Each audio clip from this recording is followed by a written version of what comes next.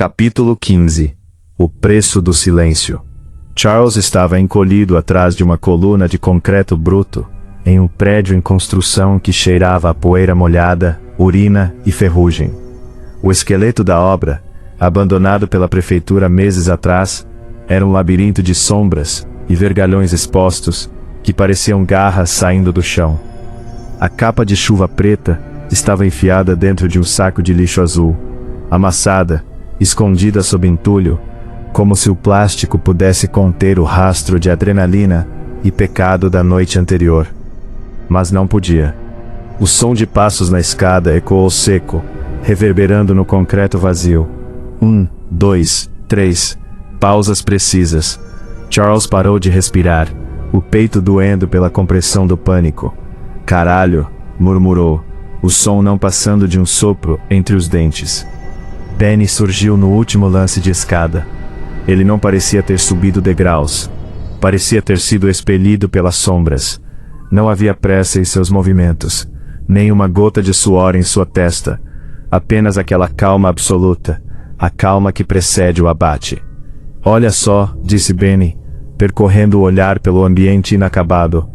"Escolheu bem o esconderijo, Charles. Bem dramático. Combina contigo.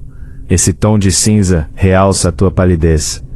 Charles começou a chorar, antes mesmo de conseguir formular uma defesa. As lágrimas abriram sulcos na fuligem em seu rosto. Eu não aguento mais isso, Benny. De verdade. A polícia quase me pegou no porto. Eu senti o hálito do Velázquez no meu pescoço. E agora o Lucas acordou. Ele está dizendo para todo mundo que foi você. Cada passo era uma medida de controle. "Quase", repetiu Benny, a voz suave como uma navalha deslizando na seda. "Sempre esse quase contigo, Charles. Quase corajoso, quase leal, quase um homem." Ele parou bem na frente de Charles e pousou a mão no ombro dele. Não apertou de imediato. Apenas deixou o peso ali, uma âncora de medo. "Escuta aqui", disse Benny, o tom descendo para uma frequência gélida. "No dia da ponte, quando tu correu e me largou sozinho naquela escuridão, ali tu morreu pra mim." O Charles que eu conhecia ficou boiando no malco. O aperto veio de repente, violento. Os dedos de Benny se enterraram no trapézio de Charles, buscando o nervo. "O que sobrou de você", continuou Benny, um sorriso sem dentes curvando seus lábios, "é meu. É uma ferramenta. É um acessório. Entendeu, ou quer que eu desenhe na tua pele?" "Benny, pelo amor de Deus." Charles soluçava, o corpo inteiro em convulsão. A mão subiu do ombro para o pescoço. O movimento foi fluido. Benny fechou os dedos ao redor da traqueia de Charles. Não apertou para matar, mas para demonstrar a fragilidade da vida. Os olhos de Charles começaram a queimar. A visão tornou-se um caleidoscópio de pontos pretos e flashes de luz. Benny encostou os lábios no ouvido dele, sussurrando como um amante maldito. "Se tu abrir a boca, se tu falar meu nome para a pessoa errada, eu não te mato rápido como fiz com o Jaime. Eu te gasto. Vou te tirando pedaço por pedaço, dia após dia, até tu implorar pelo rio, igualzinho fizeram comigo." Charles desabou de joelhos, o rosto batendo no concreto frio, tossindo e engasgando com a própria saliva. "Some daqui", disse Benny, já se afastando em direção à saída, sem olhar para trás. "E aprende a lição. O silêncio é o único talento que ainda te resta. Não o desperdice." No dia seguinte, a escola de Malcolm parecia um mausoléu com luzes de neon. O ar estava saturado de fofocas. A história já havia se tornado folclore. O assassino da capa de chuva tentara pegar Bento Valérios, e o garoto, o sobrevivente milagroso, escapara novamente. Para a maioria, Benny era um herói trágico, um imã de má sorte que se recusava a quebrar. Clara viu Benny encostado no parapeito do pátio. Ela não correu até ele. Ficou parada a alguns metros, observando-o. O nó em seu estômago, que antes era de saudade, agora era de um desconforto que ela não conseguia nomear. Algo na geometria de Benny estava errado. "Ei", ela chamou, a voz incerta. Benny virou-se com um sorriso treinado, aquele que ele usava para refletir a luz e esconder o que havia por baixo. Oi, loirinha. O inspetor disse que tentaram te atacar em casa ontem. Ela falou, os olhos escaneando o rosto dele. Você está bem mesmo? Estou. Meio fodido da cabeça. O susto foi grande, mas inteiro, respondeu ele dando de ombros com uma indiferença ensaiada. Clara notou algo, um corte recente avermelhado, no nó do dedo médio da mão direita dele. Isso aí, ela apontou. Houve um milésimo de segundo de hesitação. Uma falha na matriz. Ah, isso? Disse ele com um riso seco. Bati a mão tentando fechar a janela quando ouvi o barulho. Tava um caos, meu pai gritando. A chuva. Nem senti na hora. Clara franziu a testa. A peça não encaixava.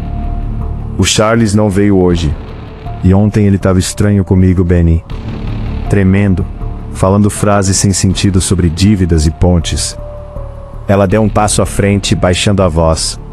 Benny, você tá me escondendo alguma coisa?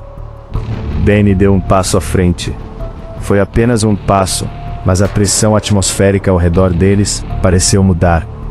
Ele a encurralou contra a parede do pátio. Não com o corpo, mas com a presença. Clara, disse ele, a voz ficando subitamente séria, desprovida de qualquer máscara. Tu confia em mim? Ou confia no que os covardes dizem pelos cantos? Ele segurou o rosto dela com uma mão. O toque não foi agressivo, mas era firme demais, possessivo. Porque se tu começa a duvidar, Clara, tu vira alvo da tua própria cabeça. E eu não vou deixar ninguém, nem você mesma, foder com o que a gente tem. Entendeu? Ele beijou a testa dela. Foi um beijo frio, como mármore sob o luar, calculado para encerrar o assunto. Clara sentiu um arrepio que não tinha nada de romântico.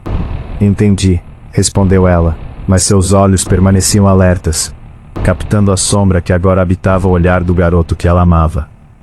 Na delegacia, Velásquez jogou as fotos granuladas do porto sobre a mesa de metal. Olha isso aqui, Joshua, disse o inspetor, apontando com um cigarro apagado. O sujeito de capa de chuva corria todo torto. O centro de gravidade dele estava oscilando. Ele quase tropeçou 2 vezes nos trilhos. Joshua cruzou os braços, analisando as imagens. O Bento não corre assim. O Bento se move como se estivesse deslizando. Ele tem o treinamento do pai, a postura de quem sabe onde cada osso deve estar. Exatamente, concordou Velásquez. Aquele vulto no porto era alguém desesperado. Alguém sendo empurrado. Não era um predador. Era uma isca. Ele encarou o mapa de Malcolm, onde as fotos das vítimas formavam um círculo macabro. O Bento não é o fantasma, Joshua. Ele tem um fantasma. Ele está usando alguém para estar em 2 lugares ao mesmo tempo. Charles, disse Joshua, a ficha finalmente caindo. Velásquez assentiu, pegando as chaves do carro. E se a gente não achar o moleque logo, ele vai ser descartado. O elo fraco sempre quebra, e o Bento não gosta de pontas soltas. Vamos achar o Charles antes que ele vire pó. Enquanto a viatura saía com as sirenes desligadas, Benny caminhava pelo corredor da escola. Ele ouvia o tic-tac do relógio da secretaria. Silêncio comprado. Peças posicionadas. A autoridade da dúvida estabelecida. E predadores como Benny bem aprendera com o pai, nunca tem pressa quando a presa já está no cercado.